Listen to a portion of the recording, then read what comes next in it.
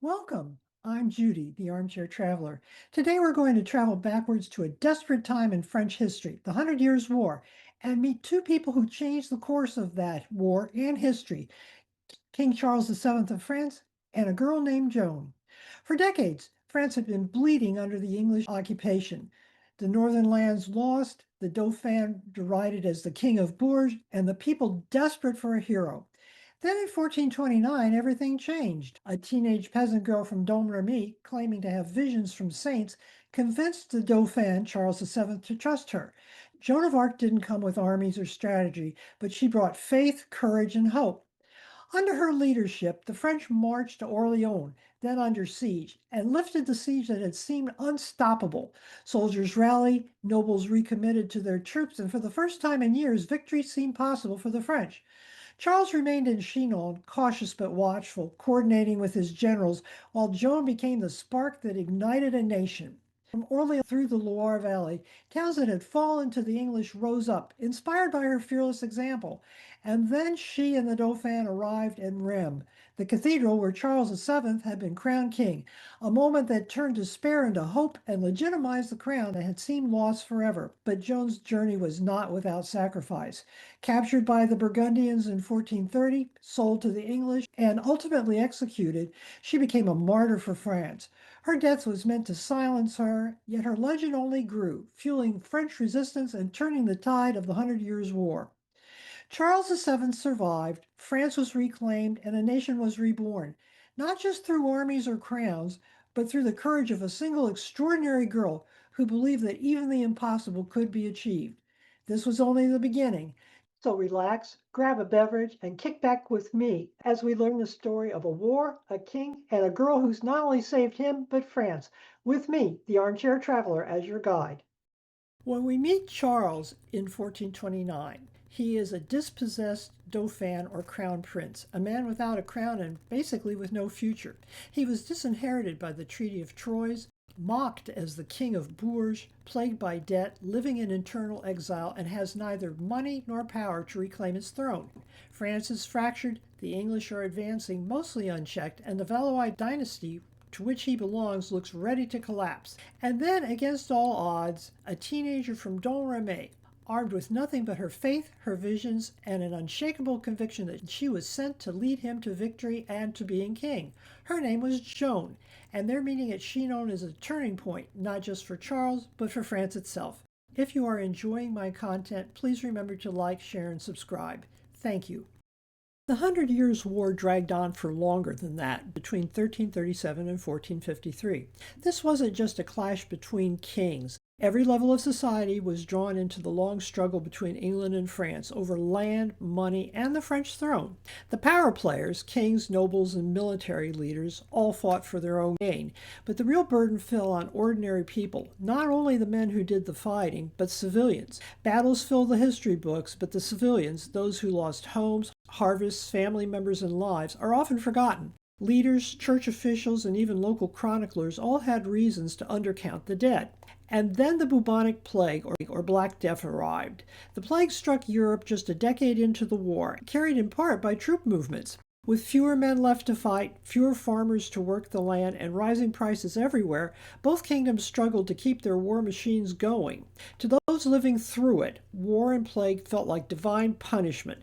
Every famine, every death, every injustice seemed proof of God's wrath upon a sinful world. People, ordinary or not, always looked for someone to blame, and the range of suspects was enormous. Among them was the King of England, the King of France, who unjustly burned Jacques de Molay at the stake, and others. As Jacques de Molay went up in flames, he famously is said to have laid a curse upon the king, his family, and the entire country of France. For the common people, the Hundred Years' War was not a tale of kings and victories and flags. It was a time of wretched unhappiness, distress, and unending loss. In French royal history, a few names dominate: Louis, Charles, and Philippe. Louis was used the most often, by 18 kings, Charles by 16, and Philip by 8. The heir to the throne held a second title, the dauphin, originating from the lords of the Viennois. The dauphin was always the king's oldest son, heir apparent, crown prince, but he could take any name upon becoming king. keeping the royal names alive while separating himself from the ruler. Before we meet Charles VII, we need to meet his grandfather, Charles V, known as Charles the Wise. He earned the nickname through steady leadership during the Hundred Years' War, but his path was far from easy. In September of 1356, the French army faced disaster at Poitiers against Edward the Black Prince. The young dauphin Charles commanded a division of noble cavalry and infantry. As the battle turned against France, he made a choice. He withdrew his forces, saving thousands and preserving France's military corps. Some nobles called it cowardice, but his decision protected the Valois dynasty and France itself. His father, King John II, was captured and taken to England, plunging France into turmoil. Charles, whether as dauphin, regent in his father's absence, or king in his own right, knew his dynasty and the country's survival mattered a lot more than glory. He would live to fight another day, but to do that he needed to buy time. With the army ruined and the treasury bankrupted, he negotiated the Treaty of Bretigny in 1360, paying a massive ransom for his father and ceding key territories. Even then, France struggled, and many nobles remained hostages, although King John did return. In 1364, France was unable to continue paying the ransom, and King John returned to England out of honor. He died there. The once accused dauphin became Charles the Wise, forged by disaster, ransom, and personal tragedy. That same year, he lost two young daughters and fell gravely ill himself, yet he devoted himself to preparing his son, the future Charles VI, for the throne. Charles V died at age 42, worn out, but leaving a recovering kingdom and a 12-year-old heir to face the challenges which nearly overwhelmed his father's life. Charles VI of France reigned for 42 turbulent years between 1380 and 1422. His early years promised a golden future for the French crown, thanks in large part to his father's careful repairs after the Battle of Poitiers and following the Treaty of Bretigny, as well as his patient training and tutoring of his son, earning the young man the nickname of the Beloved. Yet his later decades would be marked by madness, civil war, and the escalating crisis of the Hundred Years' War. When the Dauphin became king at just age 11, enemies surrounded France. England remained a looming threat, while at home his uncles ruled as regents, often squabbling amongst themselves for control. Charles's mental illness first appeared in 1392, when during a military campaign against the Duke of Brittany, he suddenly turned and attacked his own men, killing some of them in a fit of paranoia. From then on, episodes of delusion, paranoia, and violent outbursts recurred throughout his reign. He once imagined that his body was made entirely of glass, refusing to sit or move for fear of shattering, and at other times wandered around the palace in a daze, terrifying everyone around him. Medieval medicine offered little, prayers, pilgrimages, and even exorcisms, but nothing cured him. When Charles was well, his court glittered with music, wealth, and noble entertainments. When the madness returned, the court became a place of fear and uncertainty. Rival factions seized the opportunity, turning France into a kingdom divided. Charles had a brother, Louis, the Duke of Orleans, who rose in influence during these times, clashing with their cousin, John the Fearless, the Duke of Burgundy. In 1407, John had Louis assassinated to remove his rival, sparking the formation of what's called the Armagnac, or Northern faction, loyal to the Orleans line, in opposition to the Burgundians. The Burgundians, feeling justifiably threatened in their position, turned to England, eventually supporting Henry V's claim to the French throne. By 1415, the chaos had reached its peak. England's Henry V invaded France, claiming the crown for himself. 12 years later, John himself was murdered by supporters of the Dauphin in 1419. There's an old military saying, no battle plan survives first contact with the enemy. Few campaigns prove it better than Henry V's invasion of France in 1415. The original plan was pretty straightforward. Sail from England in late summer, seize the Norman port of Harfleur, garrison it, and winter on the continent, ready to finish his conquest when the weather improved in the spring. Autumn is close to the end of campaigning season. Success depended on a quick victory. Instead, the siege of Harfleur dragged on for 5 brutal weeks. Dysentery ripped through Henry's army, killing or disabling thousands. When the town finally fell on September 22nd, he had his prize, but at a terrible cost. His men were sick, exhausted, food was running out, winter was closing in. Henry could have sailed home quietly from Harfleur, but that might have looked like defeat. Instead, he turned the setback into theater. His big plan was to march along the coast all the way to Calais, England's stronghold on the French coast, essentially daring the French to stop him. The French plan was to stop him, so he could not get to Calais.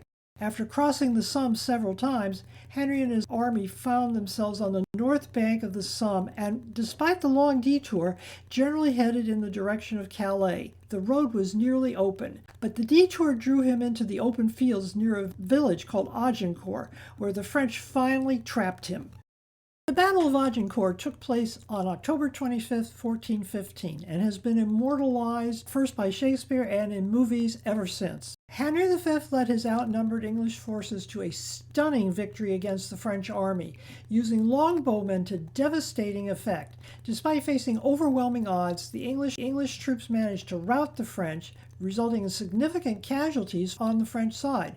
Following this remarkable triumph, Henry returned to England, solidifying his reputation as a formidable king and a military leader. Despite their defeat, the French weren't done fighting. Forces under King Charles VI regrouped and continued to resist English advances. They were determined to reclaim their lost territories. It took another 5 years for the French to finally acknowledge their defeat. The gap between the Battle of Agincourt in 1415 and the treaty that finally ended it in 1420 was marked by ongoing military campaigns. The French capitulated due to exhaustion, ongoing pressure from English forces, and a desire for a resolution, any resolution, and that led to this treaty. The Treaty of Troyes was no ordinary agreement. Henry and England didn't just get money in parts of France, they got it all. Henry married Catherine of Valois, Charles VI's daughter, and Henry was named to the entire Kingdom of France once Charles VI died. The treaty spelled disaster for the dauphin, who would be Charles VII. He was disinherited and fled to the Loire Valley, where he set up a rival court in exile, preparing to continue to fight on. In England, there was jubilation over the treaty, as Henry was now heir to the entire Kingdom of France. However, in France, reactions were divided. The Burgundians accepted it, while supporters of the Dauphin saw it as treachery. On paper, the treaty looked like Henry's crowning achievement, but he would live only 2 more years, spending most of that time fighting to enforce it.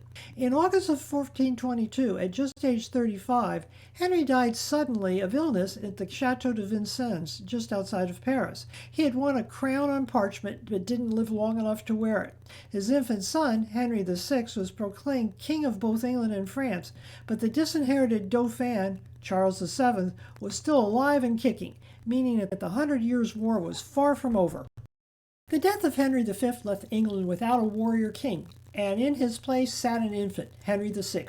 Crowned while still a child, Henry could barely hold a scepter, let alone command a kingdom or a battle. Regents were appointed to rule in his name, and though England faced challenges, the realm remained strong and determined to continue the fight to conquer and pacify France. 2 of Henry's uncles stepped forward to guide the young king's efforts. John of Lancaster, the Duke of Bedford, took charge of England's hard-won territories across the Channel, while Humphrey, Duke of Gloucester, managed his affairs at home. Each was a seasoned leader capable of waging war and keeping the English war machine running, even without a king on the battlefield. Across the Channel, France was in chaos. The English claim to the French crown was bitterly contested, and the country was crippled by political rivalries, exhausted armies, and empty coffers. The rightful heir, Charles the Dauphin, clung to the Loire Valley with a battered and demoralized force. His troops were unpaid, his nobles bickered over spoils and strategy, and every French defeat sapped French morale just a little bit more. For the English, the key to ending French resistance seemed obvious: Orléans.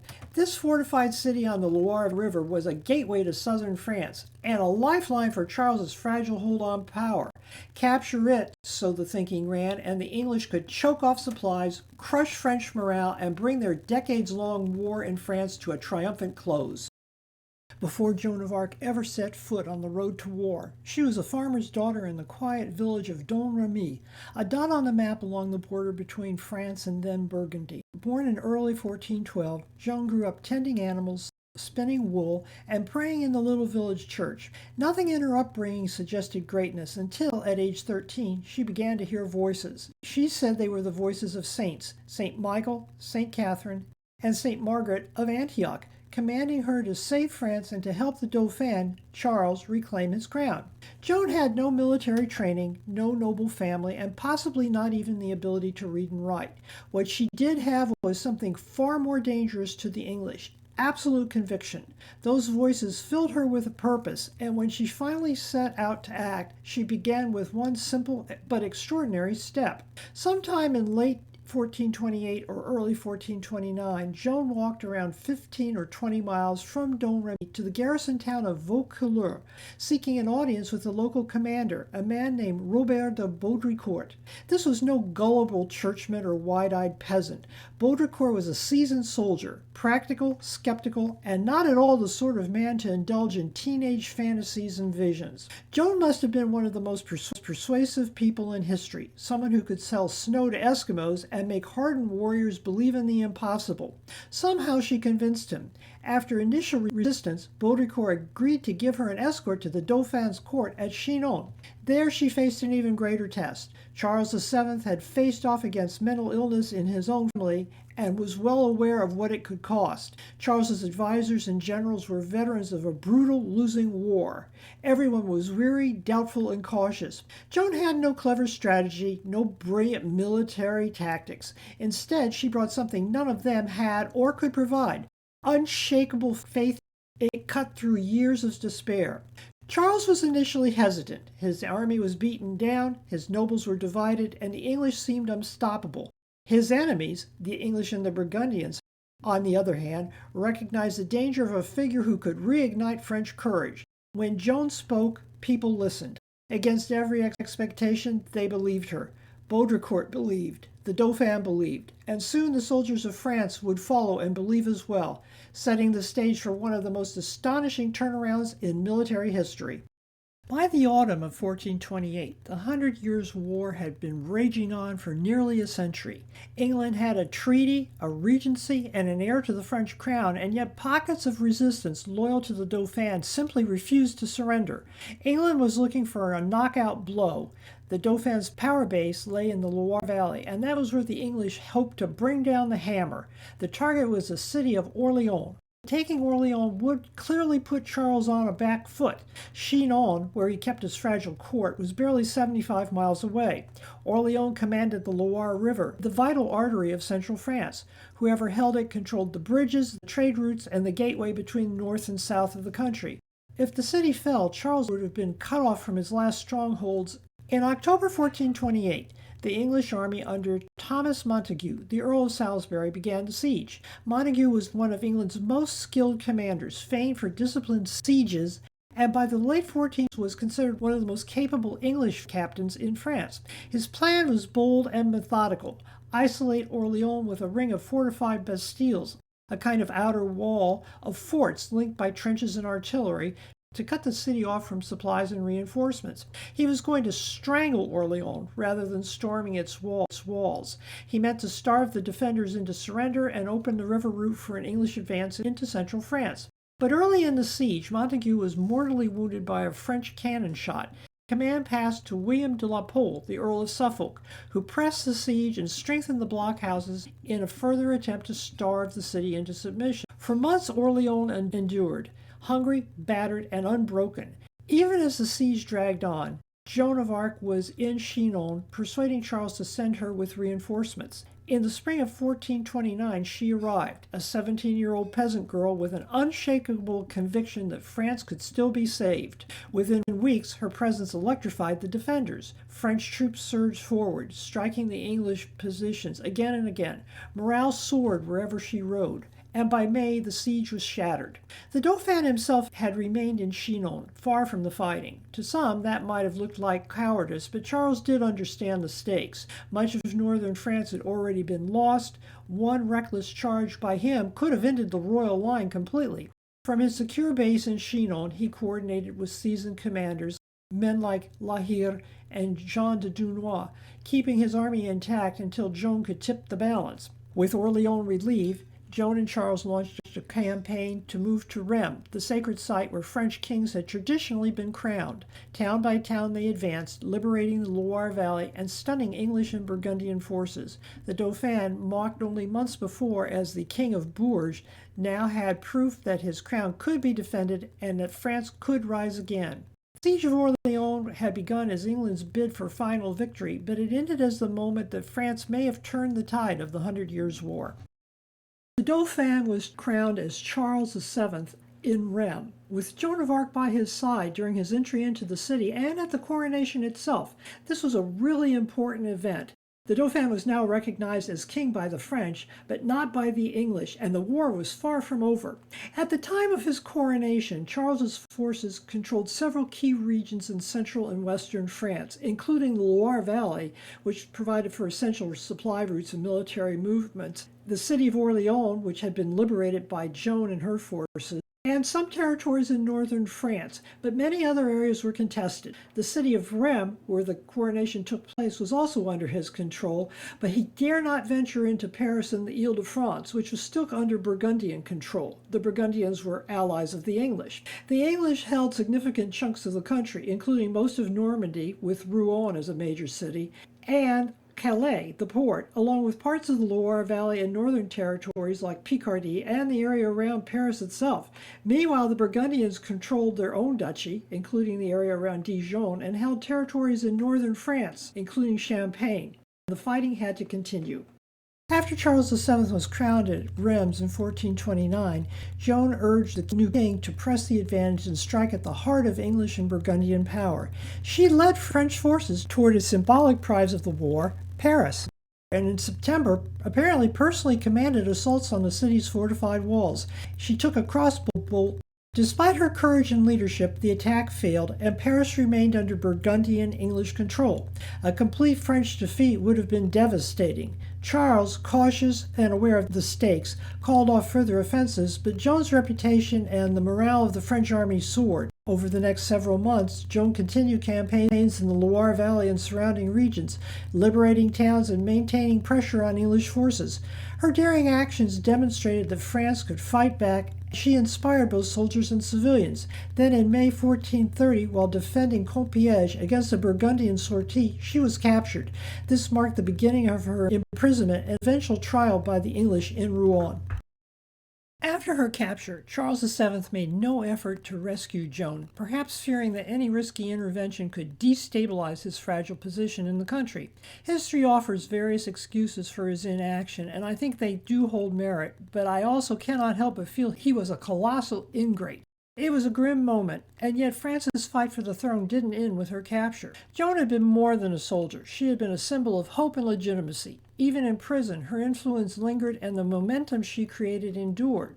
Joan's captors handed her over to the English, who put her on trial in Rouen in 1431.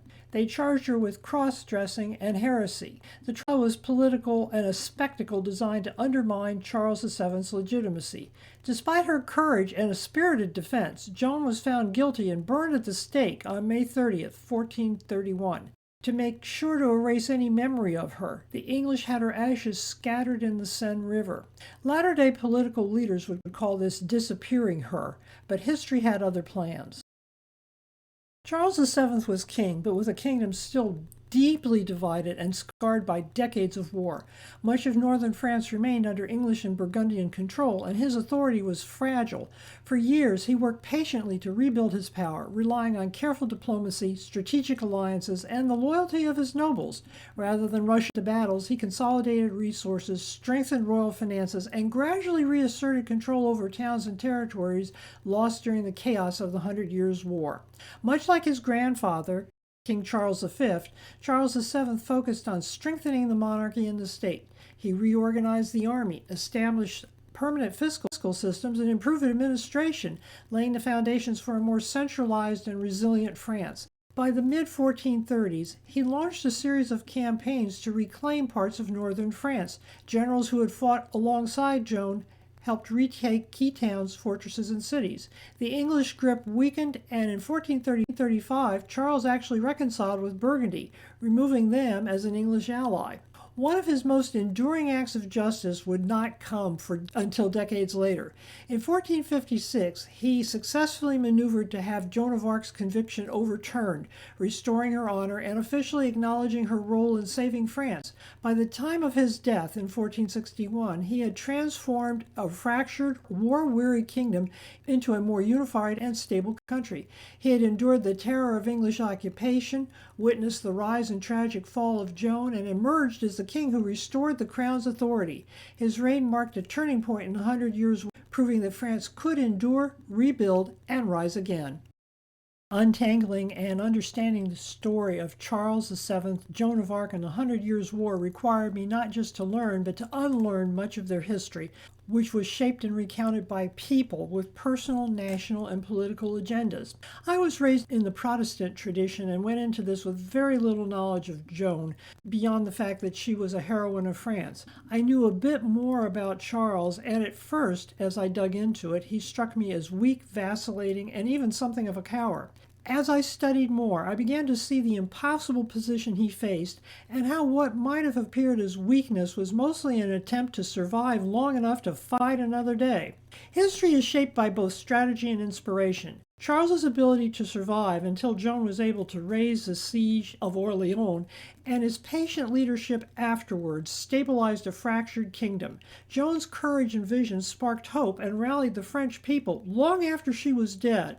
Alone, neither one could have succeeded. Together, they changed the course of the war and helped forge the idea of a united France. If you've enjoyed this journey through history, come back next time for another adventure with me, the Armchair Traveler, as your guide.